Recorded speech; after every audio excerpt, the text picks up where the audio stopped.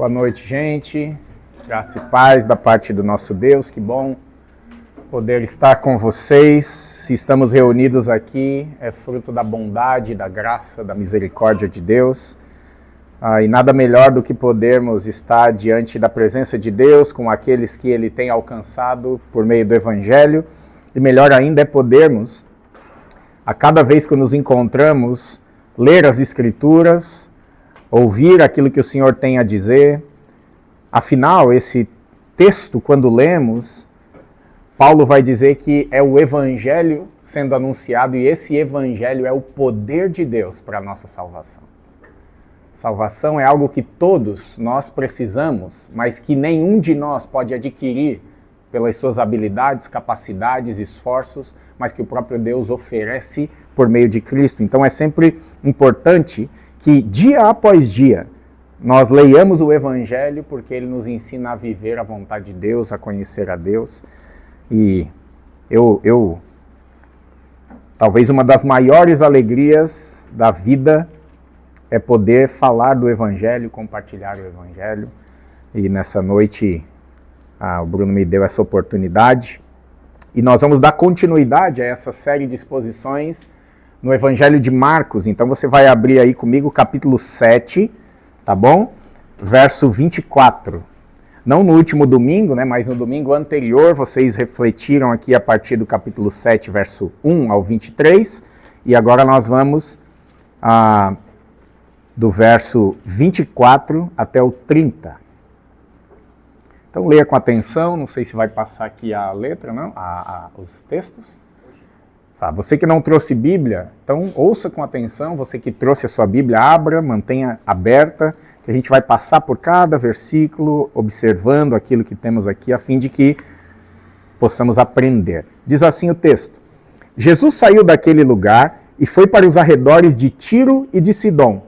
Entrou numa casa e não queria que ninguém o soubesse. Contudo, não conseguiu manter em segredo a sua presença.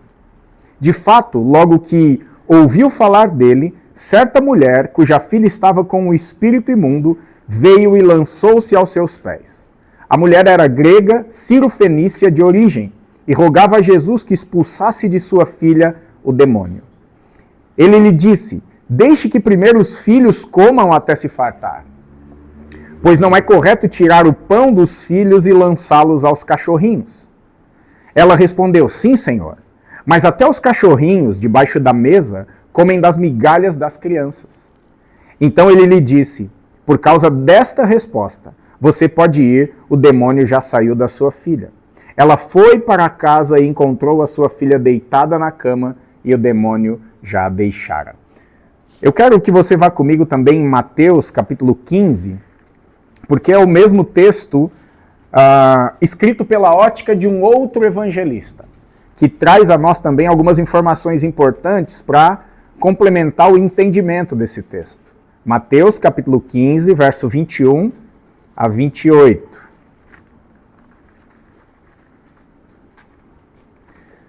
Diz assim: saindo daquele lugar, Jesus retirou-se para a região de Tiro e Sidom. Uma mulher cananeia, natural dali, veio a ele gritando: Senhor, filho de Davi, tem misericórdia de mim. Minha filha está endemoniada e está sofrendo muito. Mas Jesus não lhe respondeu palavra. Então seus discípulos se aproximaram dele e pediram: mande-a embora, pois vem gritando atrás de nós. Ele respondeu: eu fui enviado apenas às ovelhas perdidas de Israel. A mulher veio, adorou-o de joelhos e disse: Senhor, ajuda-me.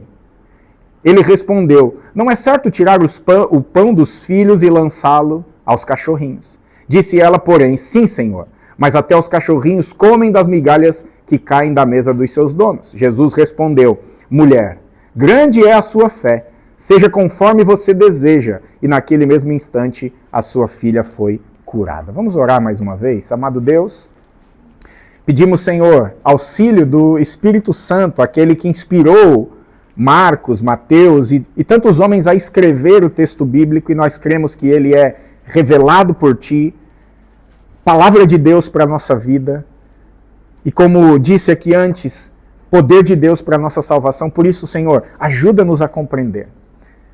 trabalha nos nossos corações, ilumina nossa mente, o nosso entendimento, a fim de que possamos compreender o Evangelho e não só isso, crermos no Evangelho e mais ainda, vivermos a partir dele, obedientes ao Senhor, a fim de agradar a Ti, ó Deus. Essa é a nossa oração, em nome de Jesus.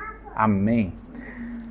Bom, como disse, imagino que você que tem caminhado aqui nessa comunidade, você está acompanhando os textos, as exposições que o pastor Bruno tem feito.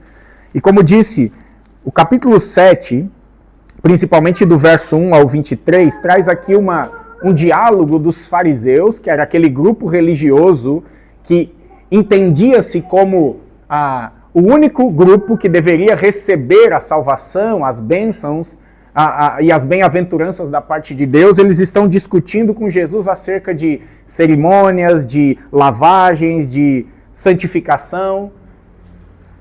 O pastor Bruno, inclusive, pregou um sermão intitulado "É mais fácil lavar as mãos do que limpar os corações". Né? Por quê? Porque lavar as mãos é algo que nós fazemos como hábito antes de nos alimentarmos. Para os judeus, isso era uma cerimônia de purificação. Mas lavar o coração é algo que, em primeiro lugar, nós não devemos fazer porque é arriscado.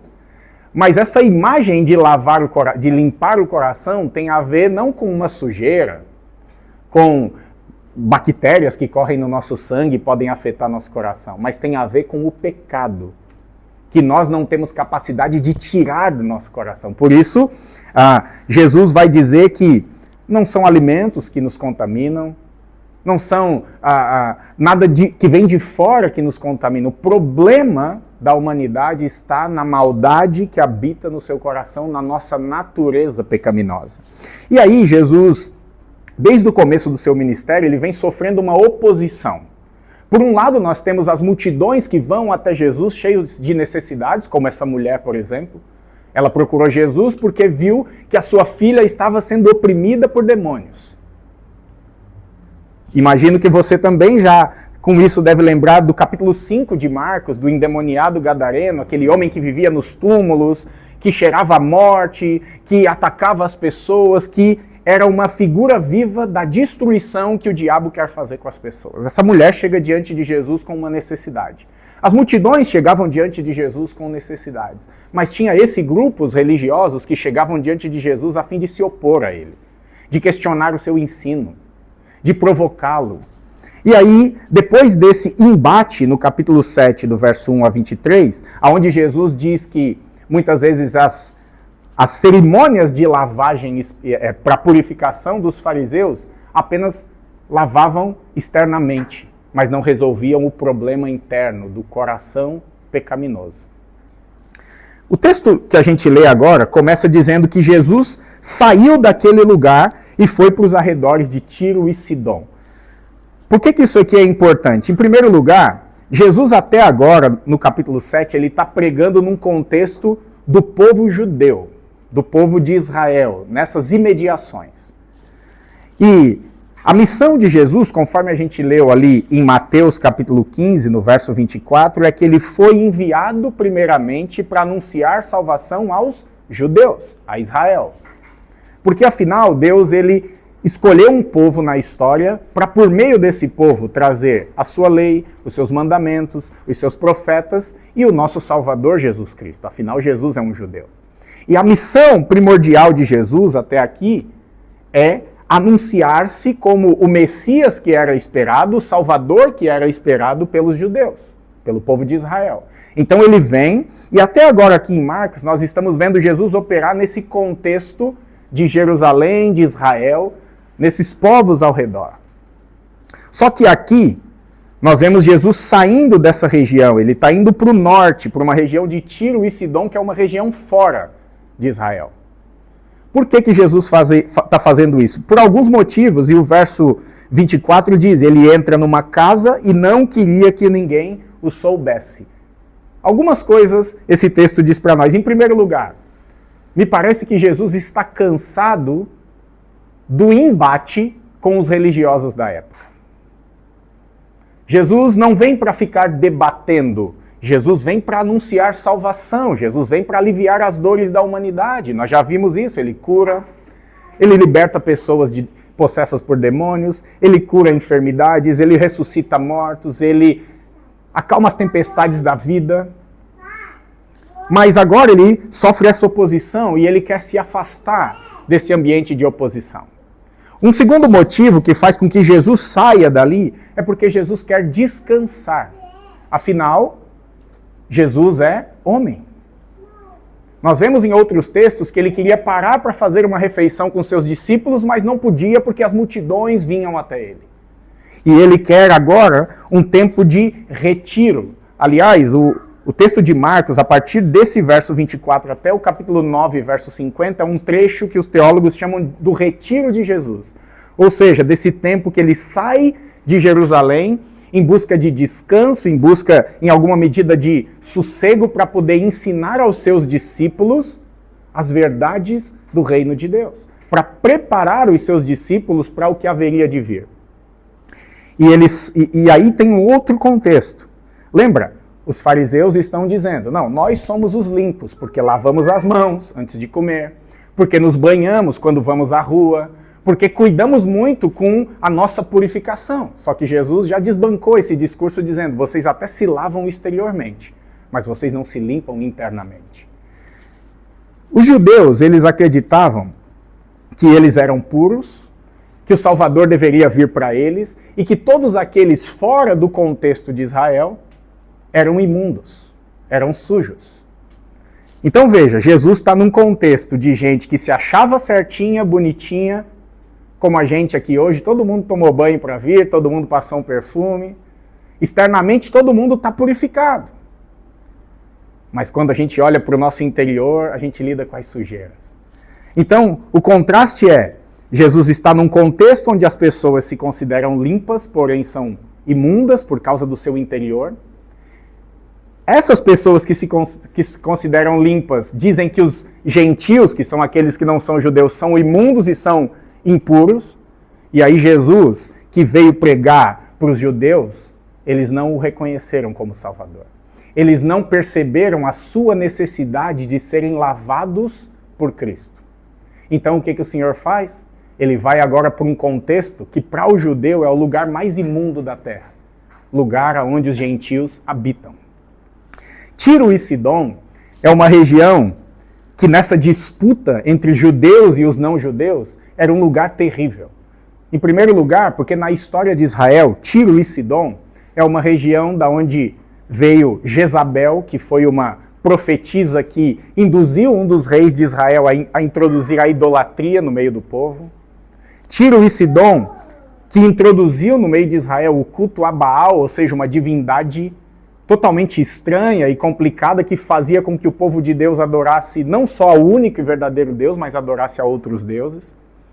Além de toda a oposição, em outros contextos, por exemplo, de guerra, esse povo se opôs ao povo de Deus.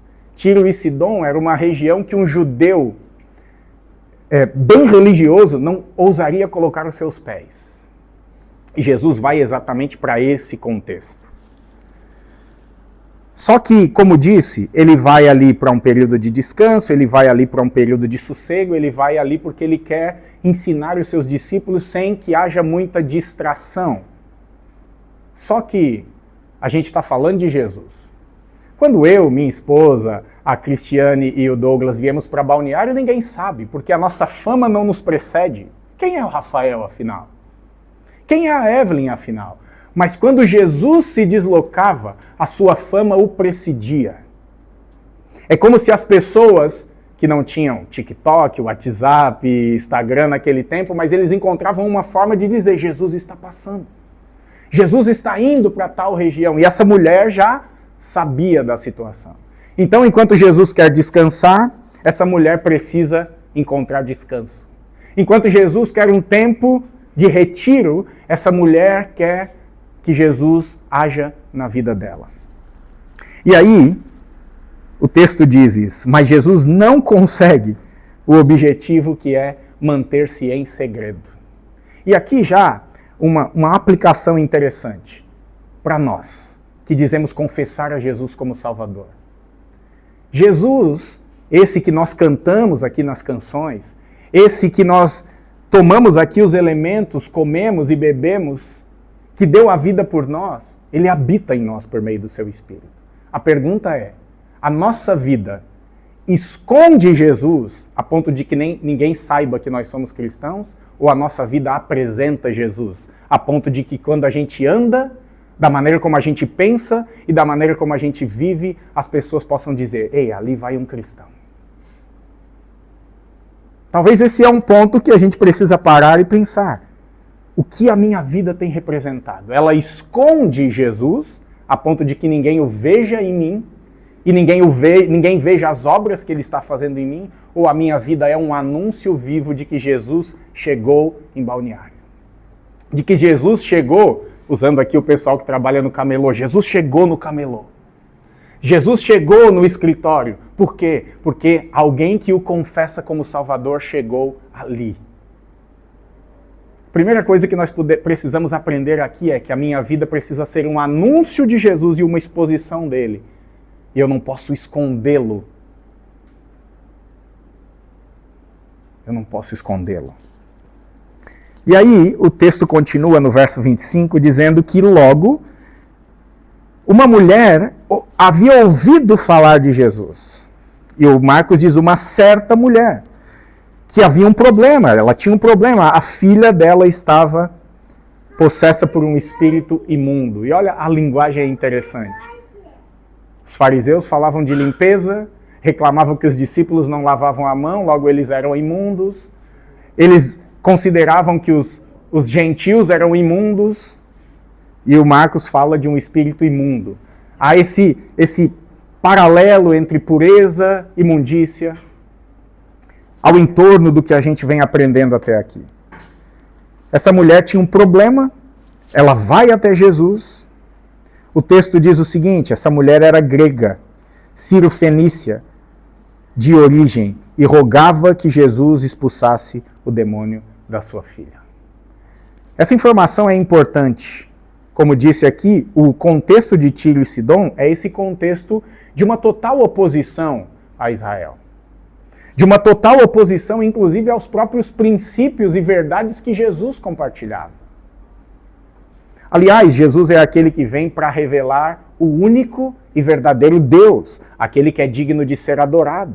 Jesus é aquele que vem para dizer, ei, eu sou o caminho, a verdade e a vida. Logo, tantos outros deuses que a gente vê por aí dizendo que são o caminho, Jesus em si mesmo diz, eu sou o caminho, não há outros deuses. Não há outras verdades. Não há nenhum outro sistema religioso, por assim dizer, onde você encontra a oferta de vida que só Jesus pode dar.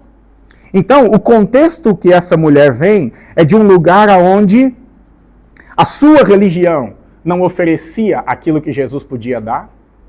A sua perspectiva de vida estava distanciada daquilo que Jesus vinha oferecer, até porque Tiro e Sidom, naquele contexto, era o centro do paganismo. Paganismo, aqui nesse sentido, é um conjunto de tantas outras religiões que não anunciavam Jesus como Salvador. Que anunciavam outras maneiras de salvação. Seja sacrificando uma criança, seja se auto-sacrificando.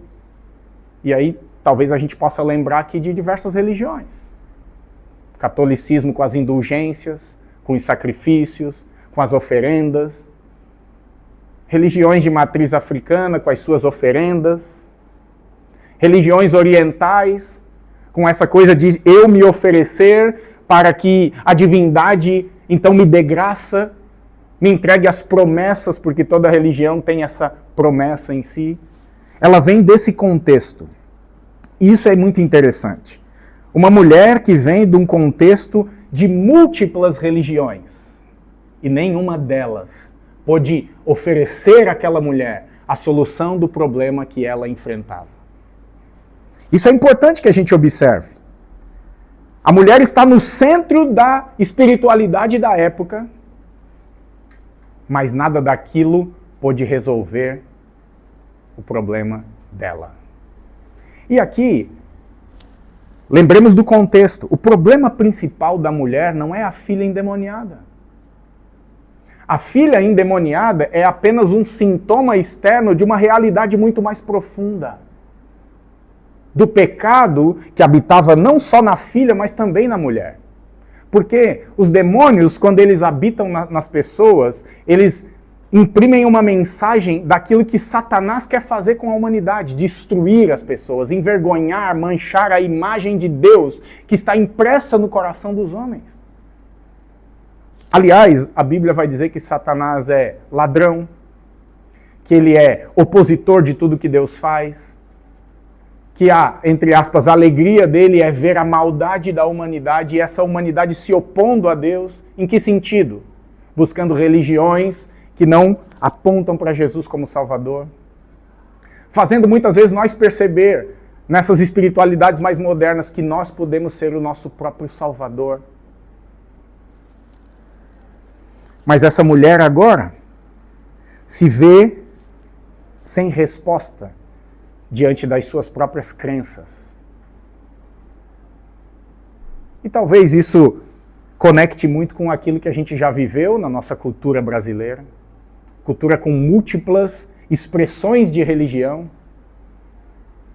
Mas que muitas vezes nós nos vemos na igreja, muitas vezes nós nos vemos abrindo a Bíblia, fazendo orações desesperadas, clamores, dizendo: Deus, se tu existe, responde-me. Se é verdade que tu és Salvador, manda um sinal. Não sei você, mas eu já lidei com essa realidade de perceber que todas as ofertas de redenção, de salvação, de encontro de significado, sejam nas ideologias, nas tantas religiões, nas tantas ofertas de prazer que o mundo nos dá, a gente continua vazio. Essa mulher representa um pouco isso. Nesse contexto de efervescência religiosa, chamada de paganismo, ela não encontra resposta para essa situação que ela não podia lidar. Porque, afinal, nós não temos poderes em nossas mãos para enfrentar o diabo que possuía a sua filha. Em algum momento da vida, nós lidamos com a realidade de que nós somos bons de resolver alguns problemas que passam pela nossa vida, mas vai chegar sempre um momento na encruzilhada da existência que nós lidamos com problemas que não conseguimos resolver. E o problema do pecado e do mal é sempre um problema que a solução está fora de nós. E isso é incrível porque Mateus 15 diz que o grito dessa mulher, o chamado dessa mulher a Jesus, lá em Mateus 15, 22, que ela vem clamando: Senhor, filho de Davi, tem misericórdia de mim. Minha filha está sofrendo muito. Marcos vai dizer que ela grita, ela clama a Jesus, ela roga a Jesus por uma resposta. E aí, você já se imaginou, por exemplo, a gente acabou de orar aqui, né? Ninguém de nós dobra o joelho esperando que Deus fique calado. A Bíblia diz que nós nos achegamos a Deus crendo que Ele existe. E crendo, como o autor de Hebreus diz, que Ele é galardoador, que Ele responde a nós. Logo, ninguém vai dobrar o seu joelho esperando que Deus se cale, esperando que Deus não diga nada. Não, todos nós vamos ali, orando seja a Deus ou qualquer divindade. Nós vamos ali na expectativa de sermos respondidos. Mas essa mulher, ela ora em forma de clamor de desespero, em forma de pedido, a partir de um conhecimento prévio que ela já tem da fama de Jesus. Ela diz: Senhor, ajuda-me, resolve a minha questão. Eu estou com um problema que as minhas capacidades não conseguem resolver. Além do que, essa mulher enfrenta aqui várias barreiras. O fato de ser mulher naquele contexto já era bem complicado. A mulher não tinha voz.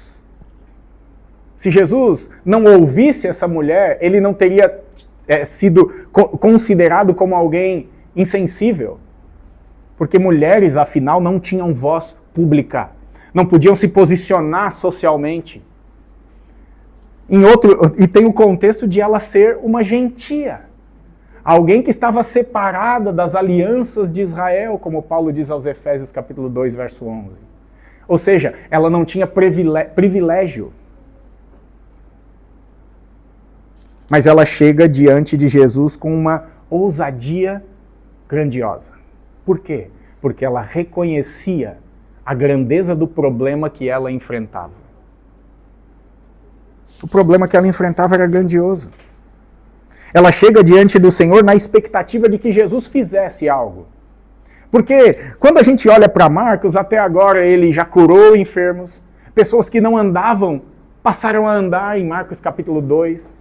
Pessoas possessas com demônio, no capítulo 1, a partir do verso 27 de Marcos, foram libertas. Uma menina, filha de Jairo, se não me falha a memória, no capítulo 5 de Marcos, ela estava por morrer, Jairo vai até ela, os servos de Jairo vêm e dizem, não importunem mais Jesus, porque a menina já morreu.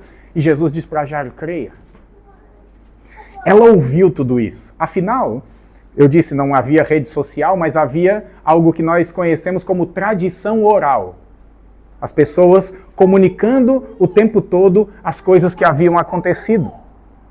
E essa mulher tem a informação prévia de que Jesus respondia orações, de que Jesus solucionava questões, de que Jesus tocava nas pessoas e as pessoas eram curadas, de que Jesus não precisava tocar nas pessoas, apenas liberava uma palavra e as pessoas eram curadas. Mas agora ela clama, e o texto diz, em Mateus, que Jesus não diz nada. Olha que interessante. Ela clama, Senhor, ela o reconhece como Senhor. Ela o reconhece como filho de Davi, ou seja, o Messias prometido, como sucessor do reino de Davi, ele viria da linhagem de Davi. Essa mulher tem um conhecimento não só do senso comum do que estão falando a respeito de Jesus, mas ela tinha um conhecimento teológico da importância de Jesus na história humana. Ele era o rei eterno que Israel esperava. Então essa mulher, em alguma medida, se aprofundou com as informações a respeito de Jesus. Mateus vai dizer que ela clama Jesus e ela até faz um clamor teológico. Tu és Senhor e tu és filho de Davi. Mas isso não impressiona Jesus, ao que parece no texto. Os discípulos ficam incomodados. Por quê? Porque os discípulos eram judeus. E os judeus não amavam os gentios. Os judeus odiavam os gentios. Os judeus achavam que o Messias, o Cristo que viria, era propriedade deles. Isso aqui precisa, em alguma medida, se aproximar do nosso contexto. Eu sei que nós não, no Ocidente, nós não temos esse divisionismo tão forte como tinham os judeus e os gentios. A gente tem comunhão com outras pessoas, de outras religiões, por assim dizer, mas eu preciso te dizer o seguinte, que talvez a nossa oposição a outras pessoas não é do tamanho dessa oposição dos judeus aos gentios. Mas eu e você, muitas vezes, nós somos colocados diante de pessoas tão terríveis e tão cruéis que a gente diz, eu não vou falar do evangelho para ele porque essa pessoa é impossível. Pai, esse cara é mau demais, gente. Não tem como Deus alcançar essa pessoa. Pô, o cara não abre o seu ouvido, o cara é duro de coração. Quem nunca pensou isso a respeito de alguém? E quando nós pensamos assim, isso é problemático em alguns aspectos. Em primeiro lugar, nós achamos que Deus é fraco.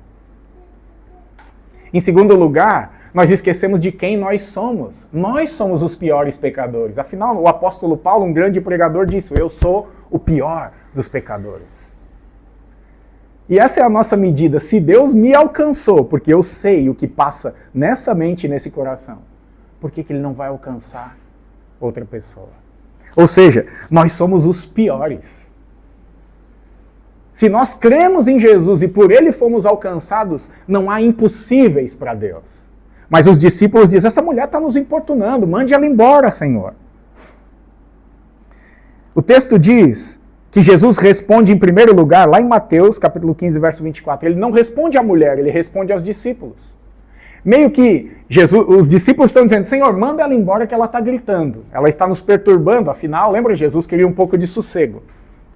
Jesus não responde, a mulher responde aos discípulos como que concordando com os discípulos, dizendo, eu vim para vocês, não vim para ela. Percebe a maneira como Mateus constrói o texto? E aí, Mateus ele é um pouco mais detalhista do que Marcos. Marcos vai dizer que a mulher era grega, sírio-fenícia, tinha um problema. Veja, logo que ela clama, no verso 27, lá de Marcos 7, Jesus diz, deixe que primeiro os filhos comam até se fartar, pois não é correto tirar o pão dos filhos e lançá-lo aos cachorrinhos. Mateus, ele vai um pouco diferente. Ele diz o seguinte, que nessa negação dos discípulos, dizer, vai embora, mulher. Nessa, entre aspas, negação primeira de Jesus de dizer, eu vim para o povo de Israel, a mulher chega correndo diante de Jesus e se prostra. Olha o que diz Mateus, no capítulo 15, verso 25, a mulher veio, adorou-o de joelho e disse, Senhor, ajuda-me. Isso aqui é muito interessante, porque em outros textos a Bíblia diz que algo que agrada a Deus é um coração quebrantado e um espírito contrito.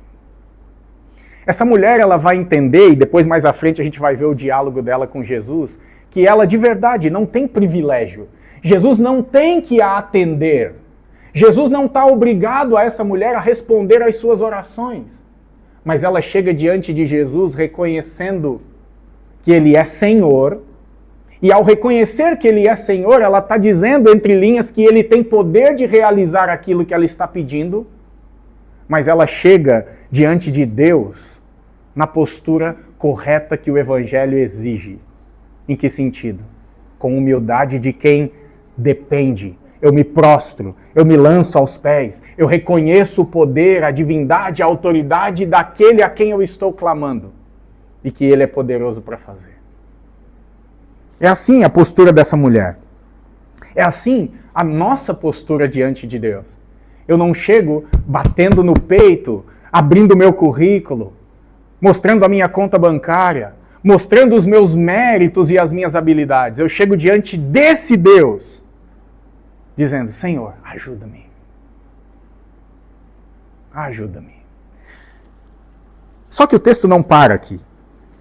O texto segue e Jesus dá a essa mulher uma resposta em forma de parábola um tanto estranha aos nossos ouvidos ocidentais. Jesus diz o seguinte, verso 27 de Marcos 7. Deixe que primeiro os filhos comam até se fartar, pois não é correto tirar o pão dos filhos e lançá-lo aos cachorrinhos. Algumas pessoas, eu vou pôr entre aspas teólogos, dizem que Jesus não é totalmente santo porque ele peca ao responder dessa maneira a essa mulher. Isso é um absurdo. Isso tem desdobramentos, porque se Jesus pecou, ele não poderia se oferecer como sacrifício para expiar os nossos pecados, porque a justiça de Deus é santa e exige um sacrifício puro e santo. Então descartamos essa hipótese. Mas tem uma outra hipótese contextual. Eu disse que os judeus odiavam os gentios. Por quê? Porque os consideravam imundos. Havia naquela época um animal que a imagem dele, para um judeu, representava, era usado como a imagem para se referir ao povo gentil. Os cães. Os cães, nessa época aqui, eles eram animais imundos, porque eles comiam cadáveres, eles comiam lixo. E lembra, o judeu é muito rigoroso com essa questão de limpeza. Ele ia no mercado, ele sacudia a poeira dos pés, ele se banhava, ele se lavava, na expectativa de estar sempre puro. Então, os judeus, eles consideravam os gentios como cães, porque eles eram imundos.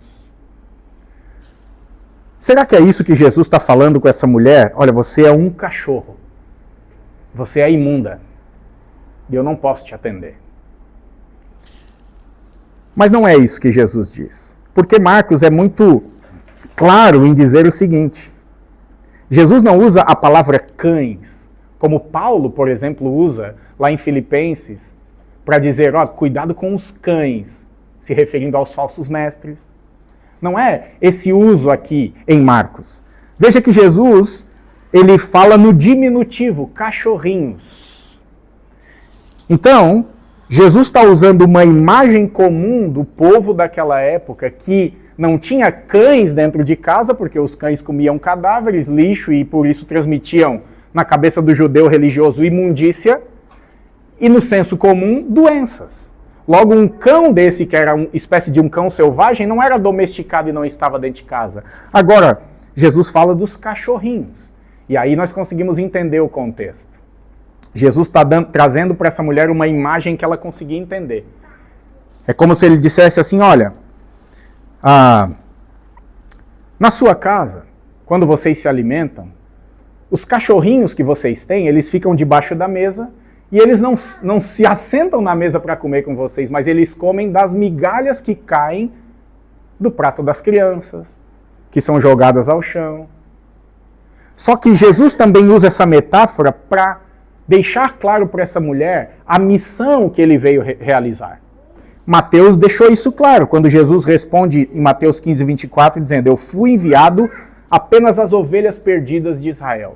Em outras palavras, aqui em Marcos, ele está dizendo o seguinte, deixe que primeiro os filhos, que são os judeus, comam primeiro, para que depois, e veja, Jesus não está impedindo ela de comer, ele diz, primeiro os filhos comem, e depois os cachorrinhos, que aqui são os gentios e todos os outros povos, comam depois. Jesus está dizendo o seguinte, a minha missão em primeiro lugar, a minha missão é alcançar o povo que Deus elegeu para que os profetas falassem, os patriarcas desenvolvessem essa nação, a lei que foi dada a Moisés desenvolvesse essa nação, o Cristo pudesse vir desse povo. E aí a promessa é que primeiro Jesus viria a eles.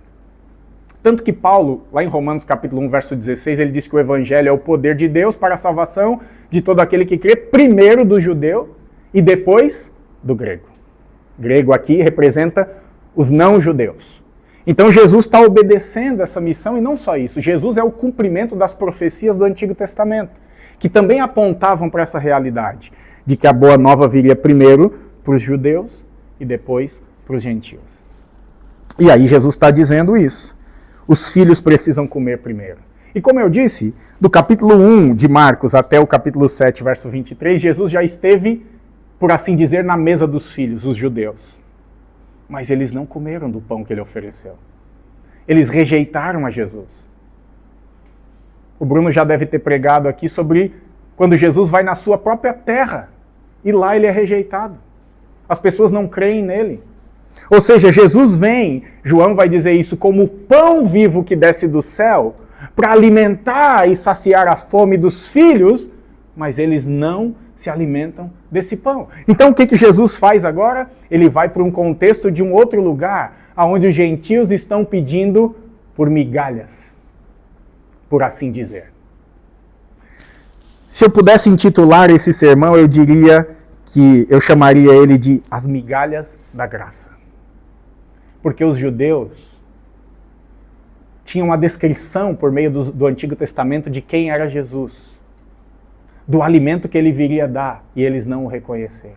Essa mulher está desesperada, pedindo que Jesus a atenda, e Jesus diz, olha, os filhos devem comer primeiro, e os cachorrinhos comem do que sobra. E aí ela entende. Veja, até agora Jesus pregou diversas parábolas, e nem os seus discípulos entenderam nenhuma delas. Por exemplo, capítulo 4 de Marcos, ele vai falar de várias parábolas do reino, e nenhuma os discípulos entendem. O tempo todo eles estão pedindo explicação, mas quando Jesus fala com essa mulher de uma parábola, ela entende e diz, sim, Senhor. Se os cachorrinhos comem as migalhas, eu sou essa cachorrinha que estou esperando que o Senhor derrame migalhas da sua graça para atender a minha causa. E isso ensina muito para nós, da nossa postura diante de Deus. Nós não temos direito de exigir o pão vivo que desceu do céu, que é Jesus. Mas nós devemos chegar diante dele, dizendo, Senhor, ajuda-me. Por quê? E por que eu chamaria esse sermão de As Migalhas da Graça? Porque ainda que essa mulher diz para Jesus, olha, as migalhas me interessam, as migalhas da graça de Deus são muito mais preciosas do que as ofertas completas, os banquetes que o mundo nos oferece. O mundo nos oferece banquetes de prazer. Mas nesse texto, Jesus está dizendo que ele daria a essa mulher migalhas. E as migalhas, as porções da graça de Deus, são imensamente maiores do que todos os deleites desse mundo. É isso que está por detrás desse texto. E mais do que isso, esse texto, ele aponta para uma realidade que nós precisamos encarar. Na vida dessa mulher, o problema dela era uma filha endemoniada. Na nossa vida, o problema talvez não são demônios. Talvez não é financeiro, ou pode ser. Mas qualquer problema a nível terreno que nós temos não se compara ao profundo problema que nós temos no coração, que é o problema do pecado. E aqui essa mulher reconhece, eu tenho um problema. Toda a religião que eu busquei agora não deu conta de resolver o problema. Eu não dei conta de resolver o meu problema. Eu preciso de alguém poderoso para resolver esse problema. E Jesus aqui coloca diante dessa mulher essa parábola dizendo, olha, primeiro os filhos, depois você. E ela disse, ok, Senhor, eu me volto diante das exigências do Senhor. E o que eu quero dizer com isso? O Evangelho exige, para que a gente se alimente do pão vivo que desceu do céu, que é Jesus, que a gente se arrependa e que a gente creia nele. O Evangelho exige isso, que a gente reconheça que nós somos imundos, piores do que cães, piores do que os esgotos que correm debaixo dessas ruas. As nossas imundícias da natureza pecaminosa, daquilo que somos, ofendem a santidade e a grandeza de Deus, a ponto de gerar uma separação. E não é uma separação como os judeus e os gentios. É uma separação tão profunda que a Bíblia vai dizer que ela nos matou, que nós estamos mortos por causa dessa separação. Mas que Jesus é aquele que vem, não com migalhas, mas Jesus é aquele que vem como a própria oferta de salvação a nós. Jesus não oferece migalhas, por assim dizer, e esse texto ele é meio que um clickbait, digamos assim. Migalhas da graça. Mas nós sabemos que Jesus não nos dá migalhas. Jesus se oferece por inteiro. Não só para nos libertar, se caso estivéssemos endemoniados, mas para nos fazer viver e ter vida plena em nosso ser. O texto vai dizer que a mulher entende a parábola, que a mulher concorda com o que Jesus está dizendo, e aqui é um ponto fundamental. Você precisa concordar com o que o Evangelho diz a seu respeito. E a Bíblia diz, não há um justo sequer. Não há quem tema a Deus, não há quem busque a Deus. Nós somos maus, nós não amamos a Deus. Aí você pode perguntar, mas Rafael, eu vou na igreja, isso não tem significado nenhum se você não nasceu de novo. Se você não encontra em Jesus o Salvador que você precisa, vir na igreja é irrelevante. Então nós precisamos concordar com o que Jesus diz a nós. Nós carecemos de um Salvador, e esse Salvador é Jesus. E aí Jesus, ao ver a fé dessa mulher, ele a elogia. Mateus capítulo 15... Verso 28, Jesus responde, mulher, grande é a sua fé, seja conforme você deseja, e naquele mesmo instante a sua filha foi curada. Essa imagem aqui representa que Jesus, ele é poderoso, não só para libertar de maneira instantânea e sem estar no local físico em que a menina estava. Ele não é só esse Salvador poderoso para libertar pessoas da possessão demoníaca. Ele é mais do que isso. Ele é o Salvador que nos arranca da morte, como o texto que nós lemos aqui depois da oração de confissão.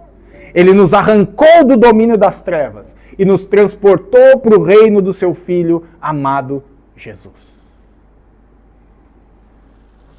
Esse texto também nos ensina que a nossa necessidade, por mais que ela seja importante, e isso se aplicando a várias demandas na nossa vida. Talvez se eu abrisse agora para você vir aqui na frente, compartilhar as suas dificuldades, as suas mazelas, seriam diversas, de diversas esferas, financeiras, emocionais, de saúde e por aí vai.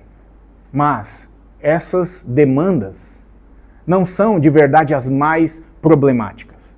O problema maior que nós precisamos que Jesus resolva diz respeito à nossa eternidade. Diz respeito ao profundo do nosso coração, cujas lavagens cerimoniais dos judeus não resolviam. Jesus aqui no texto, ele vai para um lugar considerado imundo. E Jesus, para resolver as nossas vidas, ele tem que tocar nas nossas imundícias. Por isso, quando a gente vai a Jesus, a gente não pode ir com essa limpeza exterior. A gente tem que escancarar o coração e dizer, Senhor, eu sou o que o Evangelho diz, que eu sou um pecador carente, um pecador imundo, alguém que não ama a Deus, alguém as suas ações apontam para uma negação profunda diante desse Deus Salvador, mas eu concordo com tudo que a Bíblia diz. Eu preciso de Ti. Ajuda-me. Ajuda-me. Por isso, o que Jesus quer elogiar aqui hoje não é a sua compreensão intelectual desse texto. Não é que você agora saiba dizer o contexto histórico do que está por detrás desse texto. Olha, essa parábola aqui diz isso, diz aquilo, os cães representavam isso. Isso é importante para o nosso entendimento do contexto, mas isso não é relevante para a nossa eternidade no que diz respeito à salvação. O que Jesus quer elogiar, por assim dizer, é a resposta que nós demos ao que está posto diante de nós. A mulher, ela creu em Jesus quando ela reconheceu: se tu dizes que eu sou como os cachorrinhos que comem depois, quando a migalha sai, quando a migalha cai, é isso que eu sou. E Jesus diz, essa fé é admirável. Pode ir, tua filha está liberta, porque você creu em mim. Então, o que Jesus quer elogiar não é tanto a nossa compreensão intelectual, mas a nossa resposta de fé diante dele, dizendo, Senhor, eu reconheço que somente Cristo, somente o Senhor é o meu único e suficiente Salvador que pode lidar com as minhas demandas existenciais e com as minhas demandas eternas por salvação. Somente Jesus. Somente Jesus. E aí, olha a ideia aqui. Nós começamos com uma mulher dizendo, chegando a Jesus, mostrando que a sua vida estava um caos na representação da sua filha endemoniada. Nós terminamos o texto nesse encontro com Jesus, de uma mulher chegando em casa, vendo a filha deitada, sem demônios, em paz, num contexto... Ela chega num contexto de caos. E ela termina num contexto de paz. Isso representa aquilo que Jesus faz em nós, quando nós o reconhecemos como Salvador. E por que isso é importante? Porque o mundo aí fora, ele nos oferece paz, tranquilidade, numa carreira bem-sucedida, em relacionamentos, entre aspas, estáveis, numa